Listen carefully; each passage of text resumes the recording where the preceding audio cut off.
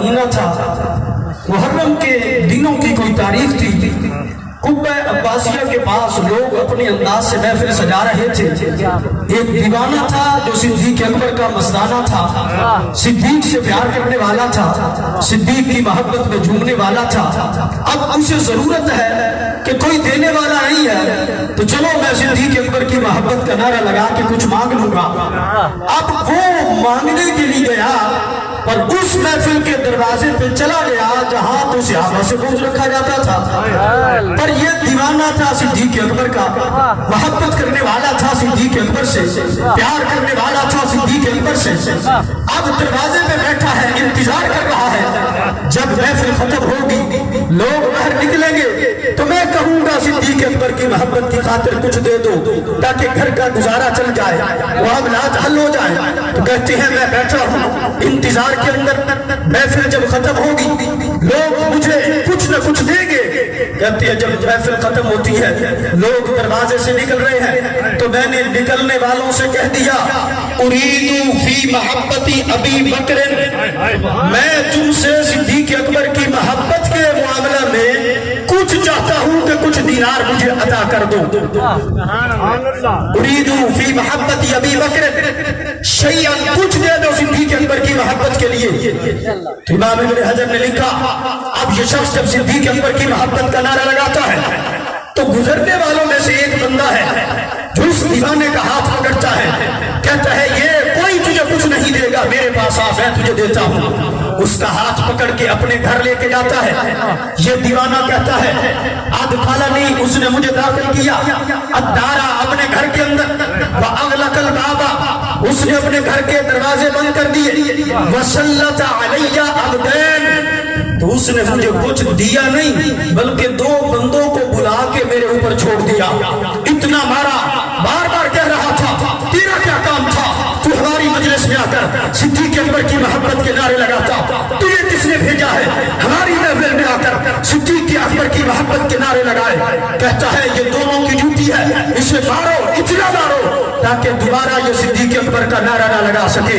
उन्होंने मारा, इतना मारा, ये दीवाना कहता है इतना मारा, मैं जब अधमोया हो गया, अब ये था कि जान बचना मुश्किल है, पर वो सिद्दीक अकबर से इतना बुग़्ज़ रखने वाला था, वो कहने लगा शायद बच जाए। इस तरह करो, सुम्मा अमरा हुआ बिक़त्इ लिसानी, उसने दोनों को हुक्म दिया जो मार रहे थे, उन दोनों को हुक्म देकर कहता है इसके मुंह से सिद्दीक अकबर की मोहब्बत का नारा क्यों निकला, अब ये जुबान नहीं रहनी चाहिए, इसकी जुबान भी काट देनी चाहिए।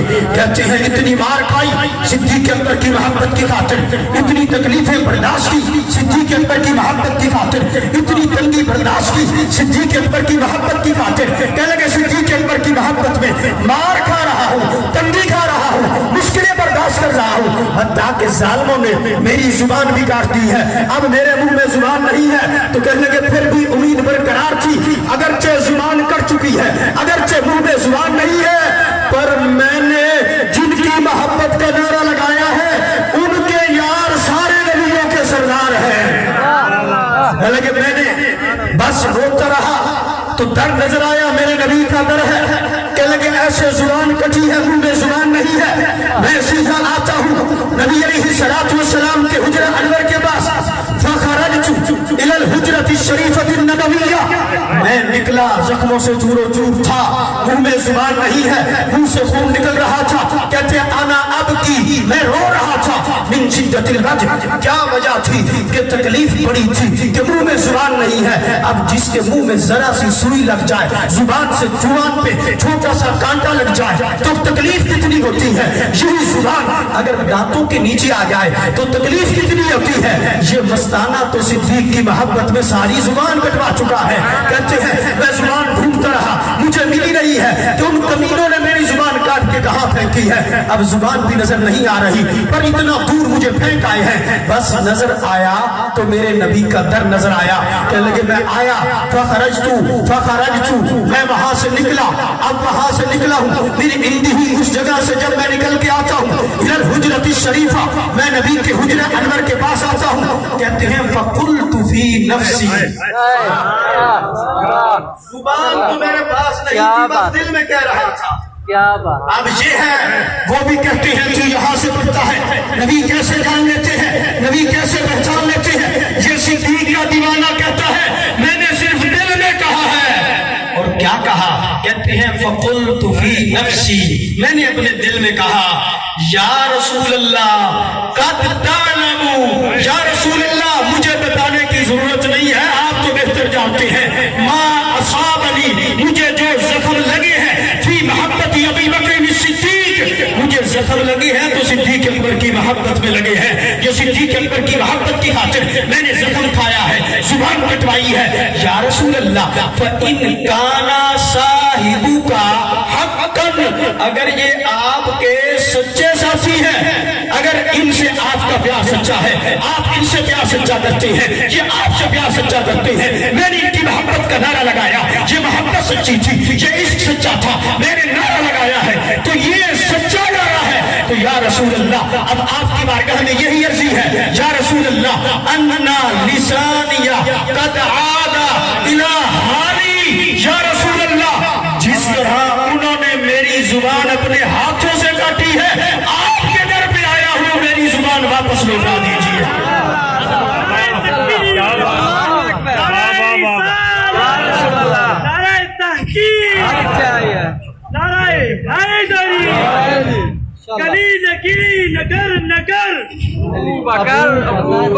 اب یہ صدیق اکبر کا دیوانہ نبی کی بارگاہ میں بیٹھا ہے یا رسول اللہ میری زبان واپس لوٹا دیجیے.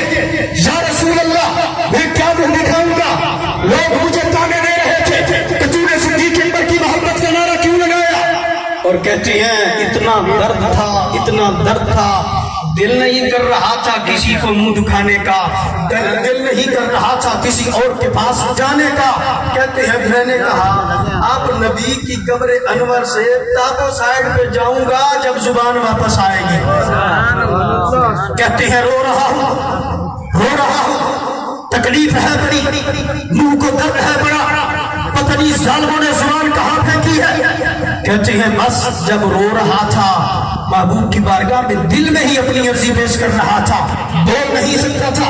کہتے ہیں فرأیت فی منامی، میں نے خواب میں دیکھا انا لسانیہ قد عاد الی حالی، کہنے لگے میں نے جب خواب میں دیکھا ہے وہ میری زبان جو انہوں نے کاٹ کے کہیں پھینکی تھی، میں دیکھتا ہوں نبی کی بارگاہ میں آنے کی برکت سے وہ میری زبان میرے منہ میں واپس آ جاتی ہے.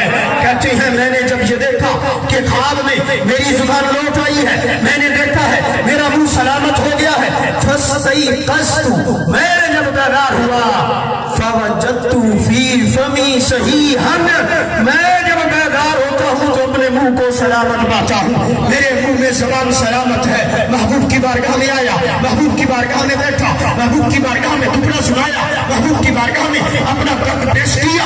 اب وہاں پہ آنکھ لگی ہے تو میرے نبی نے میری زبان واپس لوٹائی ہے، بیدار ہوا ہوں تو میرا منہ سلامت تھا. کہنے لگے جب یہ منہ سلامت ہوتا ہے فزدت، پہلے تو محبت تھی لیکن جب زبان واپس آئی نا تو میرے دل میں اور ہی صدیق اکبر کی محبت بڑھ گئی ہے. فزدت محبتا فی ابی بکر، لیکن پہلے بھی بڑی محبت تھی، زبان کٹوا چکا تھا، لیکن اب محبت اتنی آگے آئی میں کہنے لگا اب تو کوئی ڈاری نہیں ہے، زبان کٹی تھی تو واپس آ گئی ہے، اب اگر جان بھی دوں گا تو جان بھی واپس آ جائے گی. کہنے لگے پھر میں انتظار کرتا تھا ایسی مجلس ملے جہاں پہ صدیق اکبر کے دشمن ہو، میں وہاں جا کر صدیق اکبر کی محبت کا نعرہ لگاؤں. ایسے نیتا ملے جہاں صدیق اکبر کو بھونکنے والے ہو اور وہاں جا کر میں صدیق اکبر کی محبت کا نعرہ لگاؤں. کہنے لگے اور تو کچھ مجھے کوئی محفل نہ ملی، پر مجھے انتظار رہا کہ پچھلے سال محفل ہوئی تھی ان کمینوں کی، اس بار بھی ہوگی، بس کوئی اور نہیں یہ تو ہوگی نا. پورا سال انتظار کرتا رہا، وہی دن آیا وہی محفل آئی، میں اسی دروازے پہ پہنچ گیا. اس کی نیت تو یہ ہے کہ زخم آتا ہے تو آئے، کیوں ہم جس نبی کے یار سے پیار کرتے ہیں وہ نبی سارے نبیوں کے سردار ہیں. مشکل نہیں رہنے دیتے، غم نہیں رہنے دیتے، دکھ نہیں رہنے دیتے، پریشانی نہیں رہنے دیتے، مصیبت نہیں رہنے دیتے، مصیبتوں کو ٹال دیتے ہیں. کیوں؟ میرے دل کا حال جان لیتے ہیں. کہنے لگے پھر وہ سال آتا ہے, وہ گھڑی آتی ہے, وہ دن آتا ہے, وہ لمحہ آتا ہے, وہ محفل آتی ہے, میں اسی دروازے پہ پہنچ جاتا ہوں. اب وہ محفل ختم ہوتی ہے, پھر بھی وہی نعرہ ہوتا ہے. میں کہتا ہوں اریدو, اے لوگوں آنے والوں, میں تم سے چاہتا ہوں فی محبت ابی بکر صدیق دینارا, میں صدیق اکبر کی محبت کی خاطر تجھ سے ایک دینار مانگتا ہوں. کہنے لگے پہلے تو یہ تھا کہ ایک بوڑھا آیا تھا, اس نے میرا ہاتھ پکڑا تھا. کہتے ہیں کام الشباب, اب وہ بوڑھا نہیں آیا جس نے مجھے مروایا تھا, اب ایک جوان آتا ہے من الحاضرین, اس محفل میں سے جو حاضرین تھے ان میں سے ایک جوان باہر نکلتا ہے, میری طرف آتا ہے اور مجھے کہتا ہے اجلس. مانگنے والے صدیق اکبر کی محبت کی خاطر تھوڑی دیر بیٹھ, حتی نفرغا, میں یہاں سے فارغ ہو کے آپ کے پاس آتا ہوں. کہنے لگے جب وہ محفل سے فارغ ہوا, فلما فرغ, جب وہ محفل سے فارغ ہوا, آخذا بیدی, محفل سے فارغ ہونے کے بعد میرا ہاتھ پکڑا, ہاتھ پکڑ کے مجھے اس گھر میں لے گیا جس گھر میں میں پہلے سال گیا تھا. اس گھر میں لے کے جاتا ہے, دروازہ بند کرتا ہے, لیکن اب دو بندے میرے اوپر نہیں چھوڑتا بلکہ میرے سامنے کھانا رکھ دیتا ہے. کہنے لگے کھانا رکھتا ہے. اب یہ معاملات جب حل ہوتے ہیں, کہتے ہیں میں جب اس سے فارغ ہوتا ہوں میں کیا دیکھتا ہوں کہ وہ جو ہے میرے سامنے اپنے گھر کے دروازوں میں سے, کمروں کے دروازوں میں سے ایک کمرے کے پاس جاتا ہے اور اس دروازے کے جو ہے کھول کے اندر کی طرف دیکھ کے جعل یبکی, رو رہا ہے اور بے حد رو رہا ہے. کہتے ہیں میں نے جب یہ انداز دیکھا, یہ روتا کیوں ہے؟ کہتے ہیں میں کھڑا ہوا کیوں, لِأَنْظُرَ مَا سَبَبُ بُكَائِهِ, تاکہ میں دیکھوں کہ اس کے رونے کا سبب کیا ہے, کیوں رو رہا ہے. کہتے ہیں میں جب اندر جاتا ہوں صورتحال کو دیکھتا ہوں, میں نے جب اس کی طرف دیکھا, اس کے پاس جا کر دیکھا یہ کس چیز کی طرف دیکھ کے رو رہا ہے. کہتے ہیں میں نے دیکھا ہے اندر ایک بندر بنا ہوا ہے, جعل قردم مربوطا, میں نے دیکھا ایک بندر ہے رسی سے باندھا ہوا ہے اور یہ جوان اس کی طرف دیکھ کے رو رہا ہے. کہتے ہیں میں نے پوچھا تیرے رونے کی وجہ کیا ہے اور اس بندر کو اپنے گھر کے اندر رسی سے کیوں باندھا ہے. کہتا ہے میں تجھے واقعہ بتاتا ہوں, پر یہ مجھے حلف دے تو اپنی زندگی میں مدینہ کی حدود میں, مکہ کی حدود میں, اس دھرتی میں کسی کو نہیں بتائے گا. یہ کہتا ہے ٹھیک ہے میں کسی کو نہیں بتاؤں گا.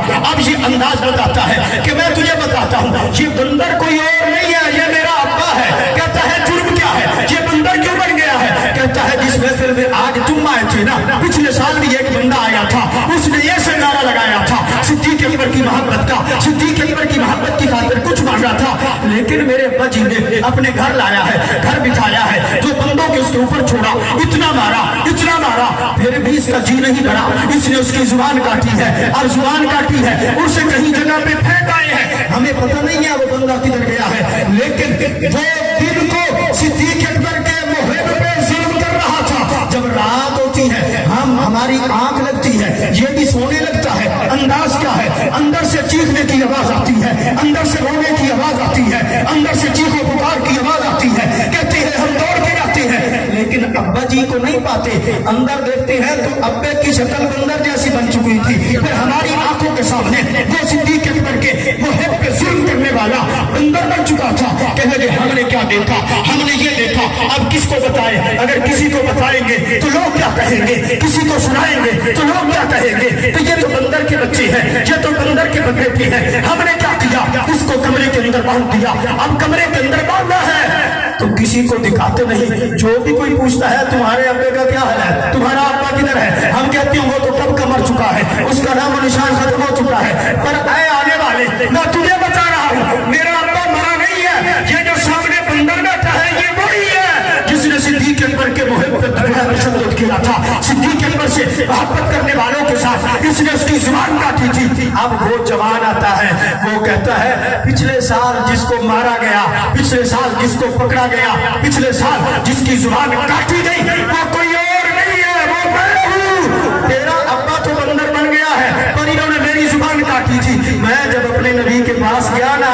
میں نے نبی کو اپنے دل کا حال بتایا نا, صرف دل ہی میں کہہ رہا تھا یا رسول اللہ قد تعلم, یا رسول اللہ آپ جانتے ہیں جو مجھے صدیق اکبر अकबर की मोहब्बत में जख्म लगा, जो मुझे सिद्दीक अकबर की मोहब्बत में मेरी जुबान काटी गई।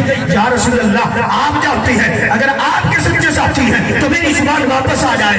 कहते हैं मैंने तो नबी की बारगाह से जाकर सिद्दीक अकबर की मोहब्बत के सदके जुबान वापस ले ली है।